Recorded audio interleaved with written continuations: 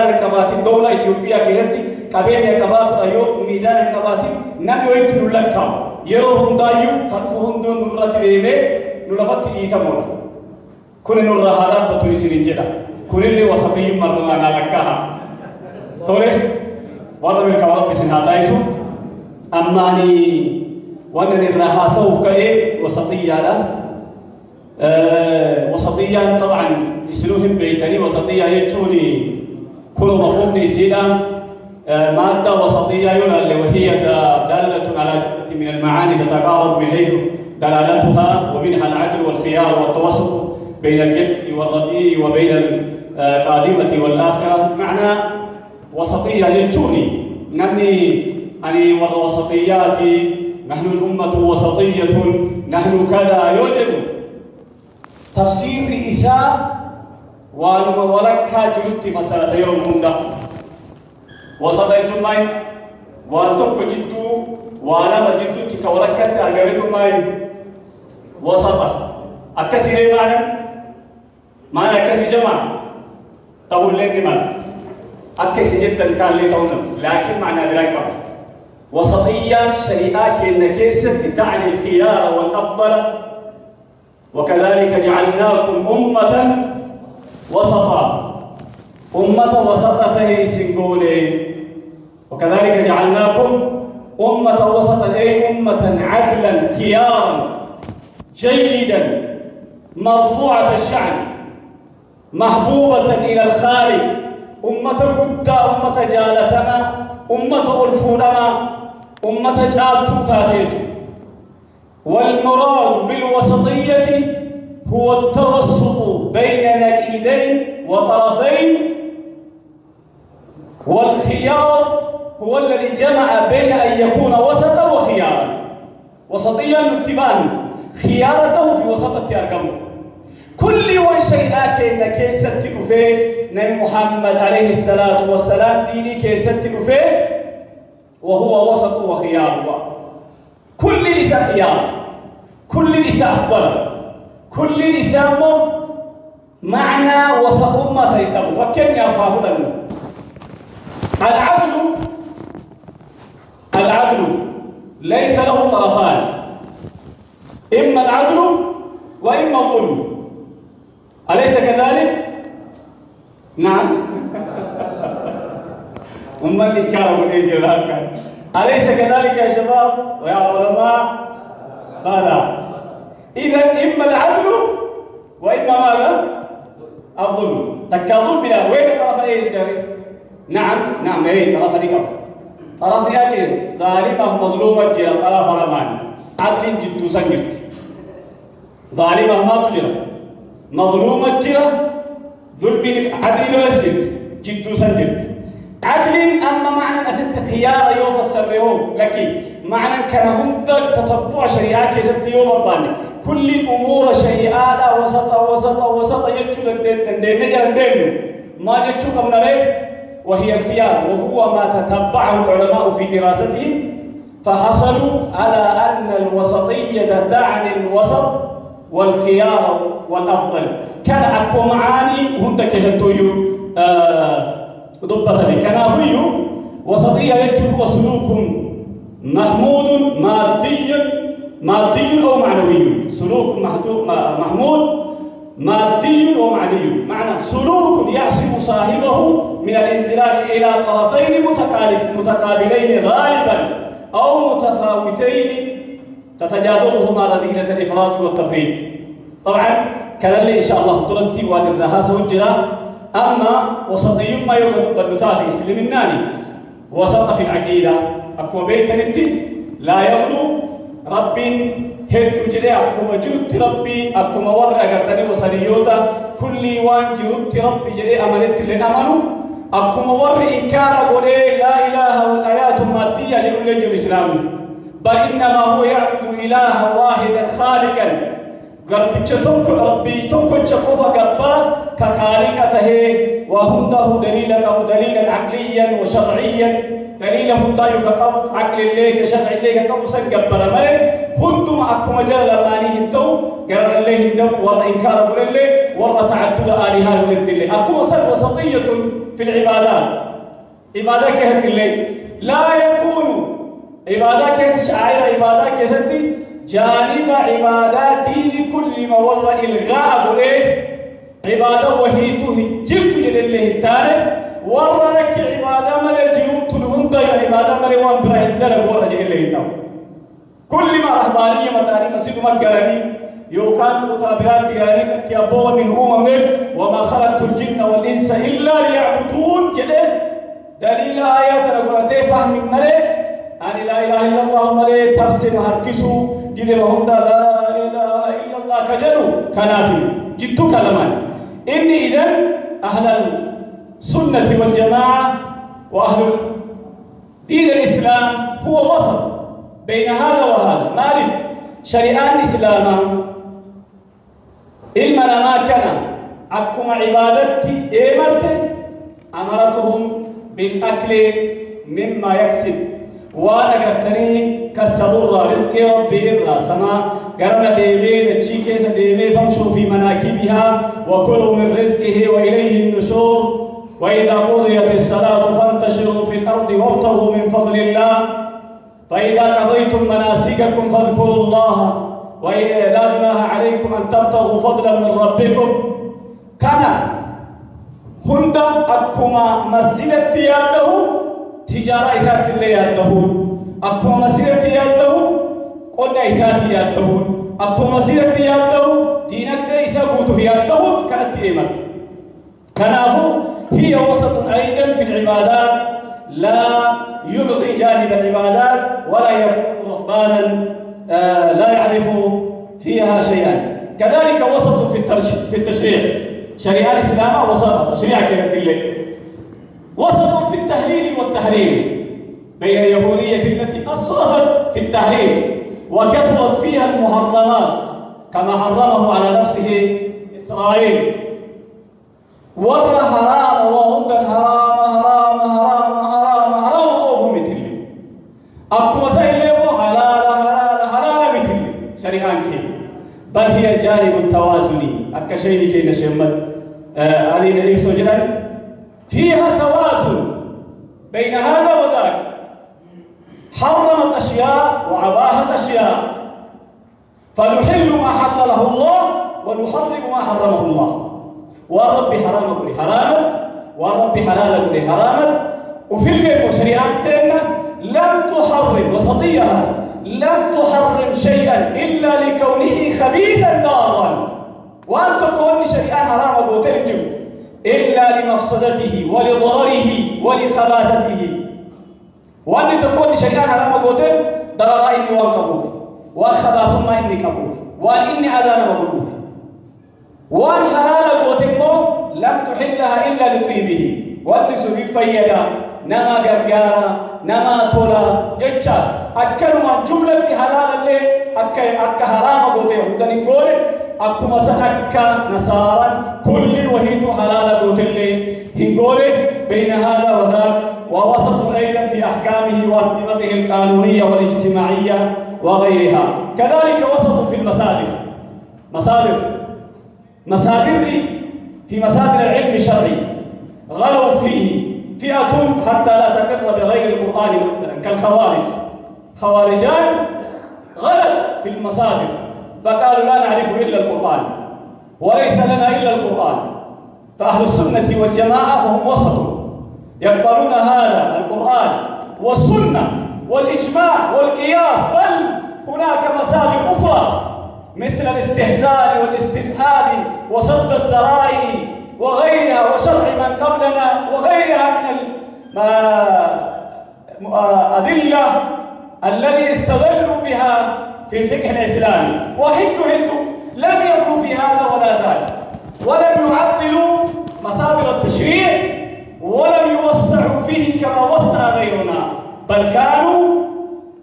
في وسط من أمرهم كذلك أهل السنة والجماعة وسط في نظرته إلى الحياة الدنيا حياة الدنيا كيستي يساوي وسطا وهم كيف وسط بين الذين أنكروا الحياة الآخرة واعتبروها الحياة هي الحياة الدنيا هي البداية والنهاية، وبين الذين رفضوا هذه الحياة وألغوا اعتبارها من وجودهم واعتبروها شرا تجب مقاومتها والفرار منها، فحرموا على أنفسهم طيباتها وزينتها. وري إسلامي دنياتنا آخرة ليت أمل، آخرة تسكو أمل هي الحياة الأبدية جدا. كذلك يؤمن بأن الحياة الدنيا هي زاد إلى الآخرة. جيرتي إسيدا لإلقاء قرآن سيل إلقاء قرآن لتشويو ندرا لا تشغيلا تشغاري الراقبا تورس ربي أومة جريني تولي ربي أومة جريني جتشوك الراقبا ولكن كافرة تفتيلا أكوسا الإسلام وسط في حرية مطلقة نجو حرية لإدمان ومن بلا حرية كست مطلقة دونين فأفسدوا الأرض بذلك. حرية يوم يتيق فساد الأرقام أيضا عدم الحرية أيضا فساد، حرية دمر للفساد، وإنما هي حرية مقيدة بما قيد الله بما قيد به الله ورسوله. كان أبوي فهم حرية كيستي حرية حياة كنا كيستي إسلامي وسط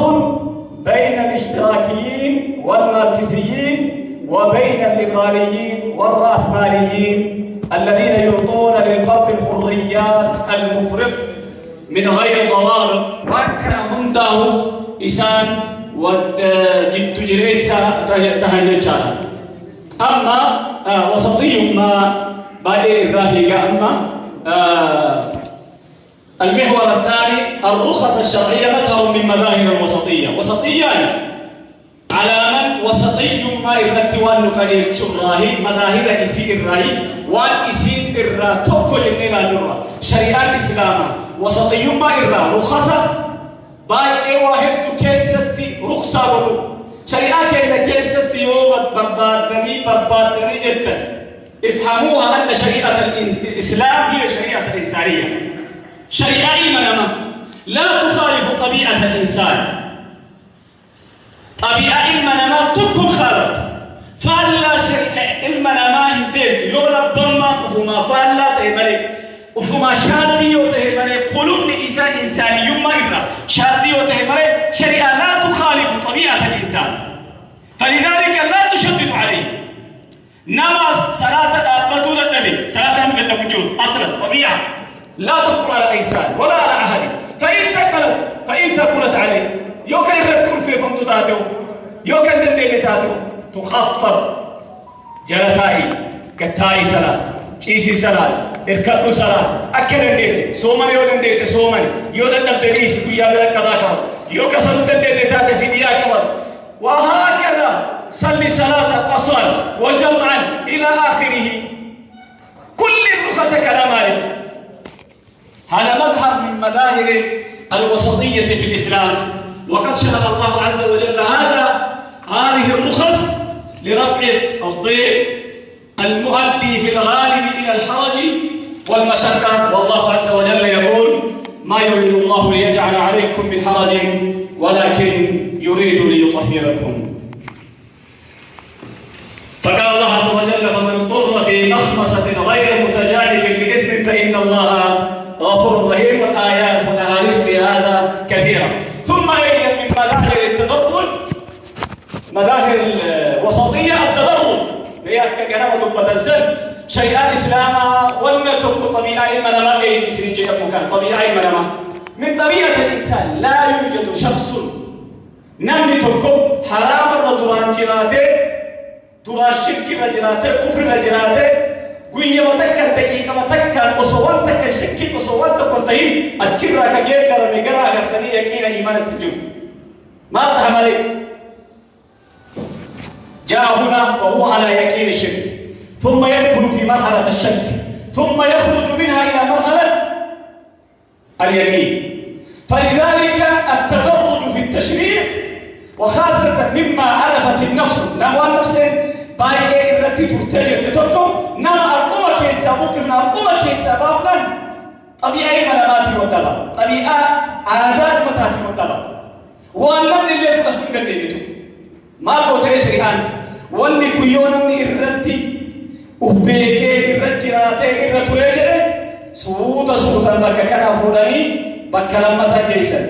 بك لمتا تفوداني بك صدفات جيسا بك صدفات تفوداني يلا بر الأمان في كاسا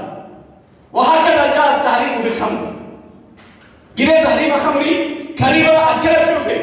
سوطا موتا إسان بيكنرة سوطا كون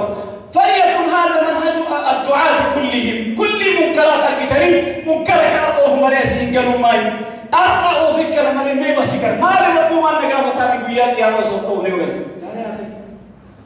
تدرج ما لربوا ما سكابة سيه دعوة فجو سيه كورك تقول أتيوان كأدين سن رب سكابة هم نأتشلهم تبارك جلستي رب سندر كما مري منكرك سوطا تقي طريقة الدلال هل هذا المنكر مما يغيره في 5 دقائق أم يأخذ مني نصف ساعة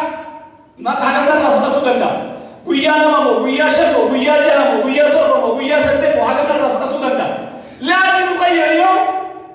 أرجع يدور القوم إنه ما كاين كانوا في ديني كم ديني كيسن كبتري دينك دين أمني علماء دعاء كبتري وسكم ترانيبي دين الموال قبل سنجيس مرجل أليست الشريعة نزلت في 23 سنة ما الذي تكتبون لماذا تضرجت وماذا تتعلمون منها ما للربرنا إذن من الوسطية أي ما جاء به من الخيار والأفضلية هذا الدين أن يجيء في أحكامه بالتدرج إنكار منكرين أحكام أدى يجسو كيست مرتين بتكينو كيست تدرج كل أما اللي نرتي دعاء التبني أكو مجيدة سري أما اللي بالباج سارة انظر ماذا أقول والحكمة من التدرج هو ترويض النفس ترويض اللي يجسو على تقبل أحكام الله والتمهل في استئثار الآلات الكبيرة المتأصلة في الوجود صوت الوتاكاس تكاتو كوتا يوتا كاسو الدمار كوتا ميشان بربادته أشيتوري كبرته ماريتي كوته غرانا يولاري كنامو غرانا يولاري چميمو جته چارسي تمارے كويا مسالا غرتاني تكتي ما مكسي كاسو چلنيتا صوت كلامه وتخفيفا على الناس تماشيا مع فكرة الناس التي يتطلب التعامل معها التزام التدرج لتغييرها وحسن الارتقاء بها كما أن التدرج يتلائم مع منهج التغيير بشكل عام على كل حال وصلت الفكرة يتشوف بهذا وسطية يتشولي أما الليل لا تتم إلا بهذه الوسطية تعني الشمول الوسطية تعني التوازن بين الطرفين مقاصد الشريعة توازن مقاصد الشريعة ريبي ترى كشيء مدري نديسو دبة تريه كشيء محمود دبة السن أما كل وسطية كان إلى دبة تكفير شيء كلام دبة تريه كان إلى دبة كم وسطية كيسون التكفير وعدم التكفير هو الوسطية والتوازن ونظر إلى الأولويات هي الوسطية نفس فرقة وطلب الوحدة هو الوسطية التوازن بين الأطراف المختلفة بحيث لا يصل حيف لطرف على طرف كذلك تحقيق المقاصد الشرعية اتساع الصدور لاستعسار المخالف ولسان ذلك المدبة الشيخ محمود مالك فيما يسوق فيه الكلاب لأنه في أشياء يسوق فيها الكلاب وأن أجابها وأن لدعاتك مرة دردبل وتقسني هكذا شمكو أخوش اليمين كيف تولون اللول والأجيس والفتو ويتلبت نبو واللولو والأربس مئة جني وتكتب سنقافة الدعاء علماء شمكو وصو الحرام جنين وصو حلال جدنين أنا في جدوك السنتي والأبو سنتو بالربدا أن حرام جيتشو سنتو الربدا يوكي أن حلال جيتشو سنتو الربدا ما توازنوا كنا كم الربدا أنا اسي والأبو سنتو بالحرام مو أن اسي حرام جيتشو وكان حلال جيتشو الربدا كم الربدا ها؟ والله كين نبي ما أدري أنا مظهري كين ما نفسي شيء كنت كتب إني والله إني قالت سورة إن تربط أنا حلال جناني أنا سويت لي من جناني أنكر إسحاق من دين شيء كسر ما تسلم منكر وجد كم تربدا أنت منكر إذا لا قلت أنكر منه تريد منكر أنكر منه منكر إذا بدا وجد تجد كل شيئات مسلمة أنكر منكرات كأدلات الموت مسائل فقهية خلافية يحصل فيها آراء العلماء ممكن هذا يصاب عليه وهذا يصاب عليه أتمو بوتا سنقل لك التالي ما نجو مرة كن كم جنبه كم فهمي أكم كمنا فليكن بيننا شعرة معاوية مهما كان الخلاف فليحكم أنا الوافر فتوى هارون شيء الفتوى وافر هارون هذه لا تقع بيني وبينك شعرة معاوية جدوك يا أخوان جدوك يا سيدي جال الرّا ولحب الرّا ولتلفو الرّا الخلاف في المسألة فكيت كانت وصولت على إمام الأربعاني إمام مالك كان تلميذ لأبي حنيفة وإمام الشافعي تلميذ لإمام مالك إمام محمد تلميذ لإمام الشافعي جركوا فقه لساني توكو آراء لساني توكو مسألة كهر توكو جرد أهاتك والأبني والتماني والأرسني الدنبياني مالي جعلنا جيتني والإيبسني والمقابة سينا جيتني أكسي رب نهاتوجو وأما اللي وسطية وضوح الأصول الاعتقادية لتكون منطلقا لغيره من الأعمال لأنه أكا شيء في درجة يعني قدران مادة هي مادة اعتقادتي منهج أهل السنة والجماعة جامعة كهذه مسيسات كل الأنبياء أولا كده جمع دعوة عقيدة جمع وهو المنطلق الأساسي ثم إذا جاءوا إلى الفروع فكل الأنبياء يختلف عن الآخر كون واي أخلاقك أكا لوطي كون واي دينك ديتي معاملات أكا كتني شعيبي كون واي كانت كل جراته يوتي أرجعني عن دعوة غير توحيدك هدي وان يروسن باباجس أولويات يروسن كما تريدين مالي نمني هندا قرطاني لك كان مالي تو كان مجلس مالي أشوني باباجسان تفكرني ليه أما كان يصير تكون سووا منهجا لمحمد عليه الصلاة والسلام يسيرون بيتني كان اللي يصير دابا في جيتي حديث محمد حتى يربى كهدي وسطا جتشا كهدي وسطا انفار كيسدي وسطا وهم كهدي وسط ما كوبي كمان أما ترى هو الله بابادو ما يلاقي وسطية والندي بمال والنفال وسطية لا بتماين طبعا هو ألفاظ تخالف معاني المذكورة في مفهوم الوسطية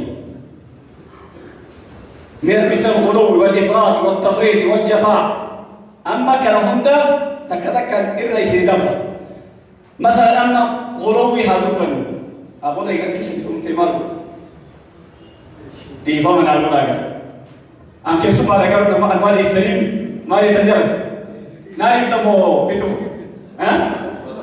طيب أما معنى وسطية يسنتيم يعني معنى غلوينا لكن وانا نستقبل ما هي الحقائق وما هي المعاني وما هو أنواع الغلو كان ركينا الراجع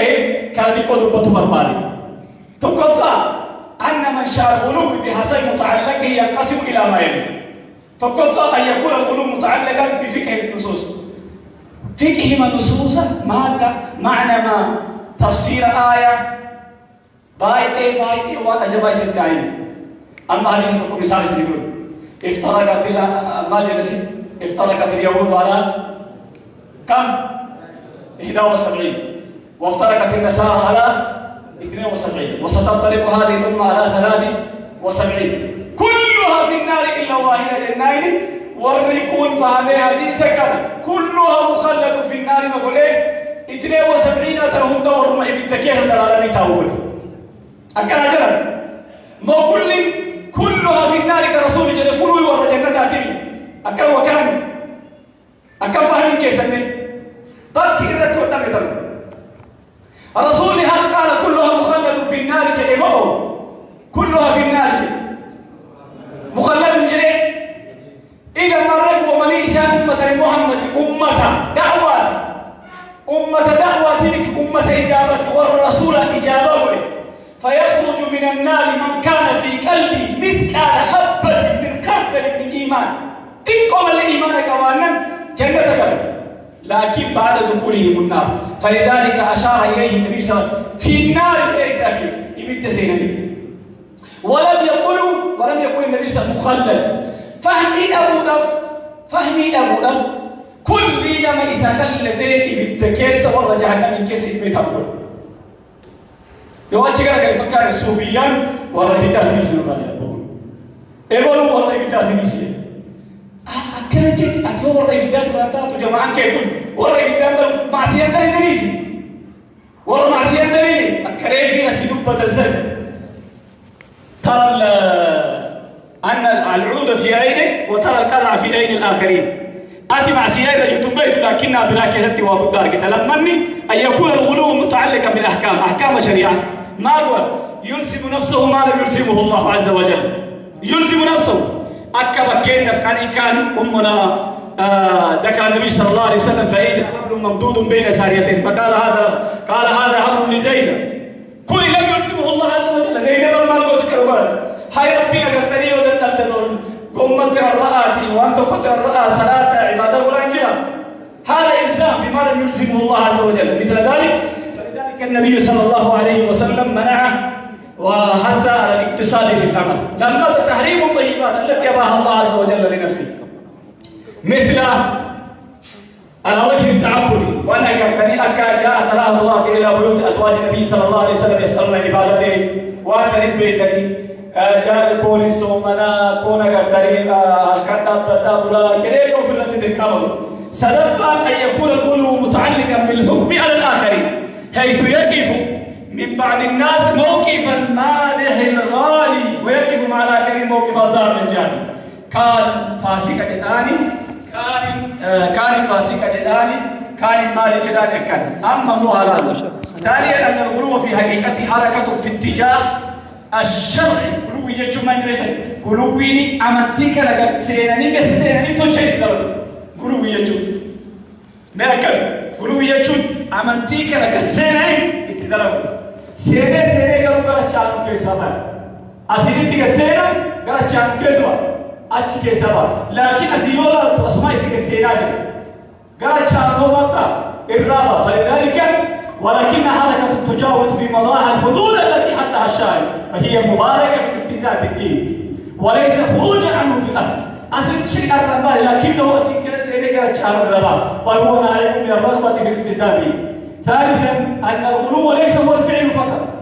بل الغلو قد يكون تركا فترك الحلال غلو فترك الحلال حلال أو بحلال سيكون إيس غلوي جاء رئيس وقال رئيس الربا رئيس ولد رئيس غلوي أكو مثلا غلوي على نوعين إما يكون اعتقادي وإما يكون عملي إما يكون اعتقادي كلي وإما يكون اعتقادي فقط اعتقاد كلي شريعة كوتو كيف أكا خوارجان غلوي تاتا غلوي تو تكاهو اعتقاد الأمة كيست غلوي تو وأن كان الجماعة شرطان أنه ليس من الغلو طلب الأكبر في العبادة والغلو تجاوز الأكمل إلى ما يؤدي إلى المشقة ونحوها إذ ليس الأكمل في كمية العبادة بل يدخل في تهديد الأكمل أمور عدة تتعلق بالعمل جهفا أن الحكم على العمل بأنواعه غلو مثلا دلقات القبول مكاني دلقات غلوي مالي جندي تمرتسو يوكان أكنا غلوي جندي تمرتسو أكنا ما كفري يوكان مسكين ماتي مرتسي تقط إلى ربك نمني تقولوا نمني كم غلوي دا نمني كم كذا أتي مقاس شريعة اتباسي تقبافته فلذلك كوني مقياسا بدا كيس سيرجلا كل واحد بملك نمني براغ تاني سينو مرتسو بيدندني كنافوان سير رفقاتهم كينا درقما نما تكوت شريعة ملي دلقان تكل غلو يجتشون يوكان نمي تكو غالي يجتشون يحتاج إلى حكم شرعي ولا يجوز إلا من عالم نما عالم شرعي أحكام شرعي كإن رد إزال ورود الدمالي أكبر غير هذا رجل قول غالي وهذا حكم غالي جتشو مرتسو كل أخطر وخطيرة توكو وانا كابتني برباج متوكو الرفقات برباج سنة أني سنتنا بدا ولا كان سنتنا قبل لين ملا إفراط يجوم مالي أكو مثلا الغلو بين الإفراط غلو والإفراط كذلك مفروض التفريط كذلك مفهوم الجفاء أسد مو أمثلة كان إلا من تنفكاتا لأنه التفريط والجفاء يتشابهان فلذلك جئت بأمثلة هذه رؤية المنكرات وعدم إنكارها مع القدرة التفريط إهمال تربية الأولاد تفريط الأخذ ترك الأخذ بالأسباب تفريط تأخير عمل يوم إلى غد تفريط الغردة في المعاملة جفاء وهكذا بعدها من أما خاتمة